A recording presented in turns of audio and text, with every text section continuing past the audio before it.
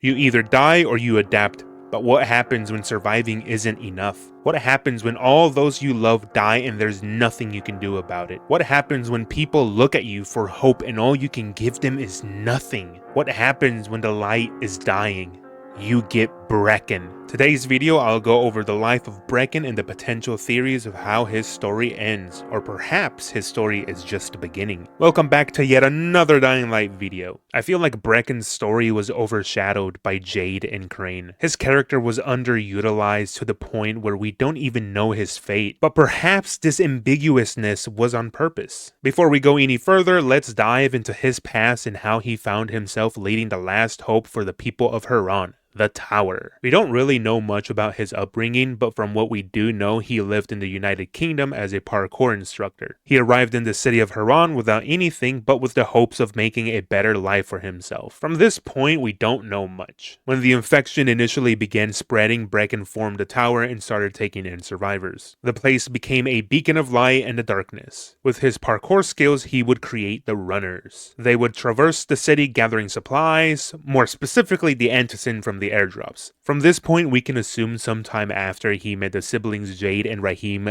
Aldemir. Also during this time, he would start a romantic relationship with Lena. Altogether, they would run the tower, however no good deed goes unpunished. During the same time, the tyrannical chaotic Kadir Suleiman aka Rise had turned the city and its residents into his bitch. It wouldn't take long before both factions began fighting. Rise had the numbers, the guns, and the supplies. However, the survivors weren't defenseless. They had the Scorpion aka Jade, a former kickboxing champion. She would terrorize Rise goons and become a thorn in his side. And with Brecken, they had the skills to stay alive and avoid Rise men. But little by little, the people of the tower began losing the fight against Rise. Now this is my favorite part of Brecken's entire story. So this technically isn't a prequel to Dying Light, but it was used as promotional footage for Dying Light, the Run Boy Run video. So the events that transpire in the video occurred during our first mission. We speak to Spike and he informs us airdrops are coming at sunset and Brecken intends to acquire those drops. The only problem is, being out at night is a one-way ticket to become zombie food. Our job was to get all of those traps running for Brecken. Now comes the juicy part. In the Run Boy Run video, we get to see exactly what happened to his team. All we were told in the game was that his team kicked the bucket and he was ambushed by Rise's gooners. The video begins with Brecken and his team jumping out like Power Rangers and above flies over the airdrops. However, things go awry quickly, and just like that, two of his runners get mowed down by what seems like biters, but I guess they could be virals. Brecken and his final teammate make it through this hole in the tunnel only to find a horde of virals running for them. He saves the runner and they dip only to find volatiles coming at them from a different side. They run but are forced to jump this clearing to make it to the ladder, and just like that, Brecken was alone. But not all is lost. He has made it to the Antizin. Now people back home can survive a bit longer. Nope.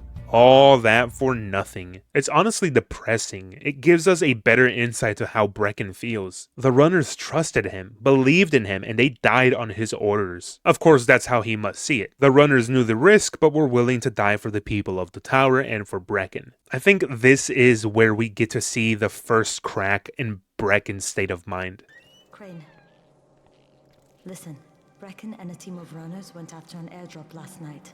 He lost the rest of his team to biters, and then Rise's men ambushed him, beat him to a pulp, and stole the drop.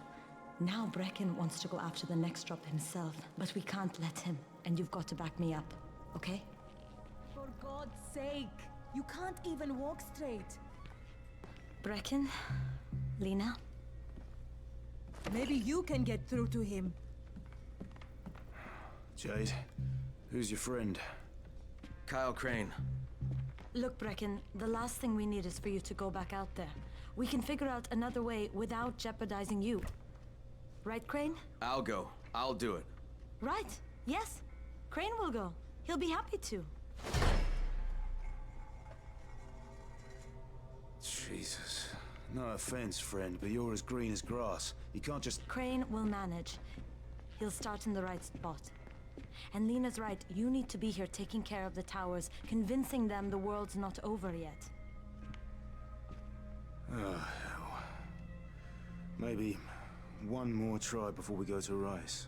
After failing his mission, he was willing to go back to retrieve Antizin on his own. He was becoming desperate enough to make a deal with the devil, however Crane takes on the task to acquire the Antizin for them. Honestly, I never considered this, but at this point I believe either of these two things were going through his mind. 1. My comrades died and now the rest of the people in the tower are at risk of turning, so even if I must sacrifice myself, I will get the Antizin. Or the second option was that after losing his runners, he just wanted to die. Now this might be far-fetched, but the fact he was willing to go back out knowing he just died really speaks volumes to his state of mind. In fact, I think everything was starting to lead to a mental breakdown. Everything from this point onwards gets worse. Soon the broadcasting of Antizin airdrops is shut down and we get another glimpse of Brekken's mental state. This is where we get the announcements about the Antizin drops. And they've just stopped. There were kids in there! I froze.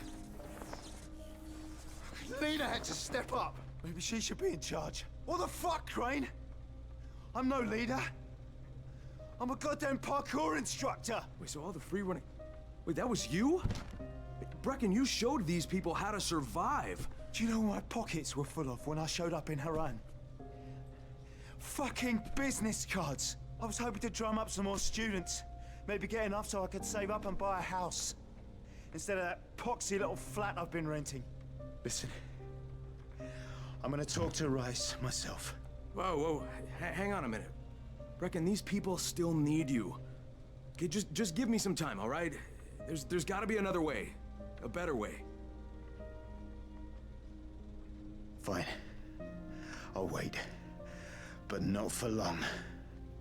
Not long after, Raheem would get infected trying to blow up a building. This would leave Crane to put Raheem out of his misery. This was another major blow to Brecken. Raheem and Jade are like siblings to him, and he just lost his brother. During his conversation with Crane about Raheem, Jade overhears and leaves them. Not even 5 seconds later, Dr. Zahir's camp gets attacked by Rise's men. We can assume all the people living there were also killed except for Spike. Crane would attempt saving Dr. Zahir, but ultimately would fail and the doctor dies. So many beloved people were killed in a matter of days, weeks.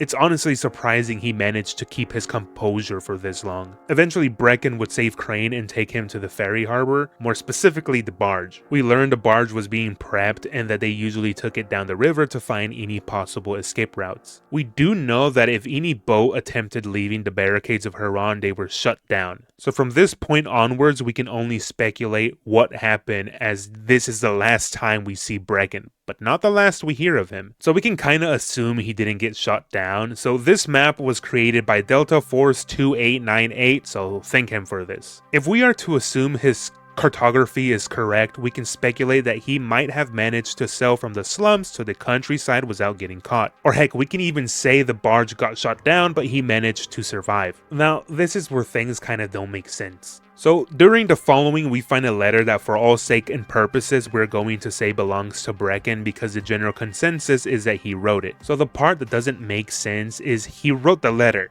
and then delivered it to the post office? Like, why? He knows damn well that letter wasn't going to get anywhere. Also, it's highly believed that he wrote the letter to Lena, but there isn't any definitive proof of this. He might have just written the letter as a last memento or a token. Before I read the letter, I want to point out we don't know if he knows that Jade died. Furthermore, it's also unknown whether he knows the people of the tower are dying. In fact, we get frequent calls from Lena begging Crane to hurry up as things are progressively getting worse. Whatever the case, everything that happened led to his breaking point. I will now read the letter. To whoever finds this.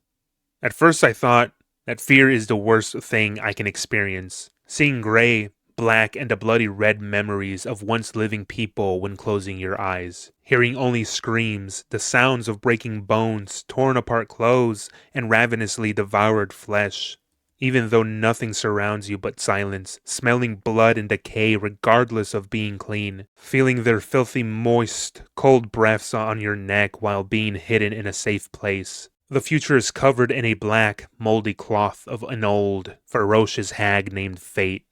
She stares at you with her empty gaze, laughing like mad. Today I know that fear wasn't the worst. It meant that I still had the will to fight, that there was still a ray of hope breaking through the roof of this insane world. Today I know that the worst is the lack of this hope. Seeing, hearing, smelling, and feeling absolutely nothing. I'm still alive, but already dead inside. They already devoured my soul. Soon, they will make feast of my body. My mind now is only a faint, dying light. Crane gave others false hopes. I didn't go. There was no point whatsoever.